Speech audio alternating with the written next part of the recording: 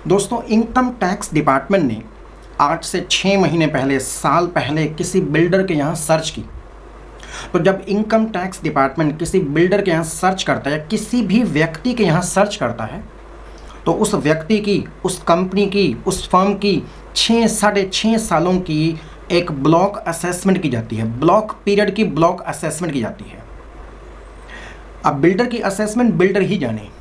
Problem क्या है, इस बिल्डर के यहाँ 500, 1000, 2000 इंडिविजुअल टैक्स पेयर्स ने, किसी ने अपनी कमर्शियल शॉप बुक करा रखी है, किसी ने अपना फ्लैट खरीद रखा है।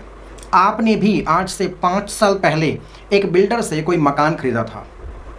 हो सकता है उस मकान को खरीदने में बिल्डर के साथ कोई कैश में भी लेन देन हुआ हो।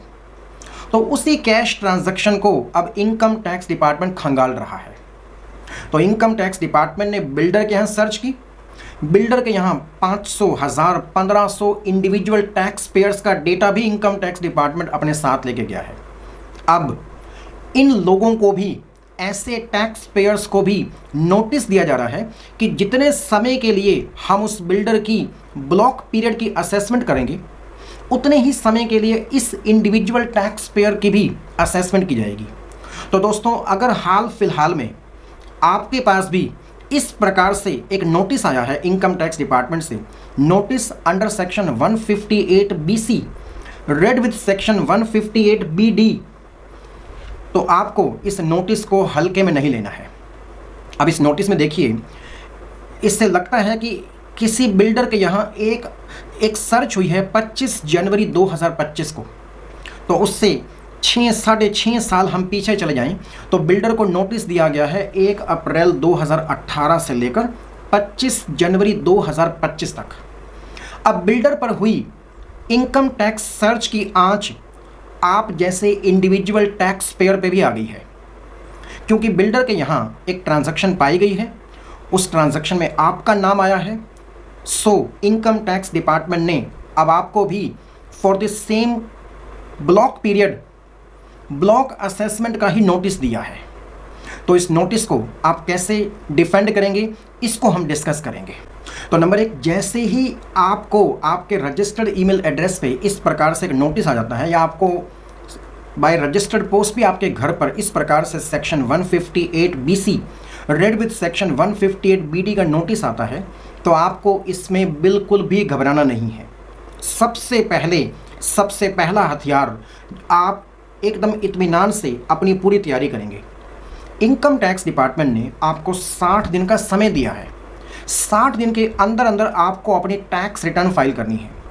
ये टैक्स रिटर्न जो आपको फाइल करनी है for the same period, block period जिसे हम कहेंगे, इस प्रकार की फाइल की गई रिटर्न को आप बाद में रिवाइज भी नहीं कर सकते हैं कानूनन।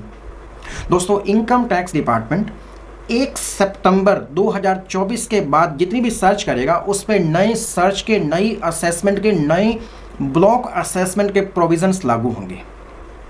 तो प्रोविजंस क्या हैं? सबसे पहले आपको 60 दिन का समय दिया जाएगा। आप अपने आप से आनन फानन में कोई टैक्स रिटर्न फाइल नहीं करेंगे कि मैंने ये इनकम छुपाई है। सबसे पहले जहां से आपको ये नोटिस आया है, उस अधिकारी से आप 3-4 डॉक्यूमेंट्स मांगेंगे।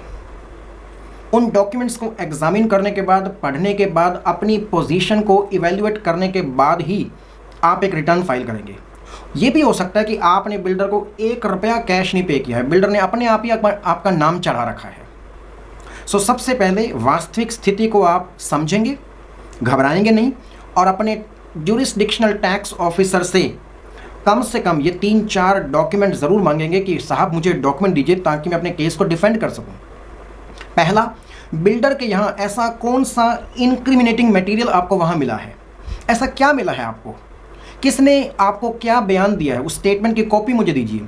मेरा नाम कहाँ से आया इस सर्च में, मेरी क्या ट्रांजैक्शन उस बिल्डर के पास पाई गई हैं जिसकी वजह से मुझे नोटिस दिया गया है।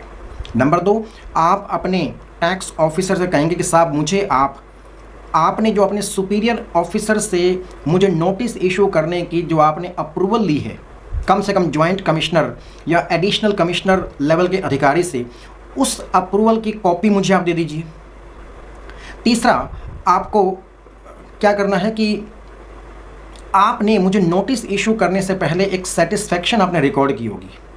तो उस जो आपने सेटिस्फेक्शन रिकॉर्ड की है, आपको ऐसा क्यों लगता है कि मैंने कोई इनकम छुपाई है? आपके पास ऐसे क्या आधार हैं? आप किस आधार पर इस नतीजे पे पहुँचे कि मैंने भी कुछ इनकम छुपाई है, मैंने भी कुछ अनडिस्क्लोज्ड इनकम पर टैक्स पे नहीं किया है? उस सेटिस्फेक्शन की मुझे कॉपी दे दीजिए। तो इन सारे डॉक्यूमेंट्स को अपने ज्यूरिसडिक्शनल टैक्स ऑफिसर से कलेक्ट करने के बाद आप अपने इनकम टैक्स प्रोफाइल से ग्रीवांस रेस करके भी ये डॉक्यूमेंट मांग सकते हैं। तो आप ये सारे डॉक्यूमेंट्स अपने ज्यूरिसडिक्शनल टैक्स ऑफिसर से मांगेंगे, अपने काउंसिल के साथ बैठेंगे और इस केस की तैयारी करेंगे। हो सकता है आपने सचमुच में उस बिल्डर को 5 लाख रुपए दिए हैं या कुछ भी राशि दी है जो आपने मकान खरीदते समय, फ्लैट खरीदते समय, कमर्शियल शॉप खरीदते समय आपने दिए हैं आपने। तो ऐसे में अगर आप इस कैश को, इसके सोर्स को आज भी आप एक्सप्लेन कर सकते हैं कि 5 लाख रुपए, 10 लाख रुपए आपके पास आए कहाँ से थे, आपकी सेविंग्स हैं, जो भी है, अगर आप इसे एक्सप्लेन कर सकते हैं, जस्टिफाई कर सकते हैं, तो मुझे लगता है आपको इसमें घबराने की कोई ज़रूरत नहीं है। हो सकता है बिल्डर, आज के दिन कानून क्या है, 2 लाख रुपए से ऊपर का नकद लेन देन अलाउड नहीं है, लेकिन इसको कुछ अपवाद भी हैं। और अगर बिल्डर ने लेट से आपसे 2 लाख रुपए, 10 लाख रुपए लिए भी हैं, तो सेक्शन 269 ST की पेनल्टी लेने वाले बिल्डर पे है, आप पे नहीं है।